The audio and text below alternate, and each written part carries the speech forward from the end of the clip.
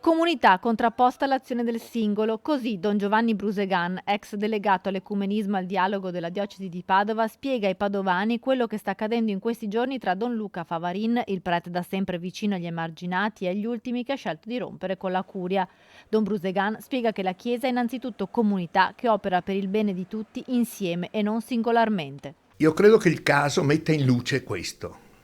Don Luca è un uomo d'oro che ha il suo carisma, che ha delle vedute profetiche, ma nello stesso tempo io colgo che non siamo riusciti o non è riuscito o a integrare questa esperienza che si chiama profetica nel tessuto di una Chiesa feriale istituzionale. Questo significa che la Chiesa è preoccupata, mi pare di leggere nel testo, ma anche da colloqui che ho avuto interessanti con dei superiori,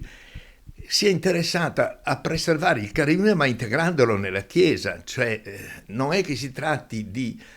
irreggimentare dentro la Caritas, ma di dare con un'eventuale continuità e anche in un'opera di attenzione perché non ci siano degli errori che possono non essere in Don Luca ma possono avvenire nel corso dell'inserimento nel sociale, nel civile,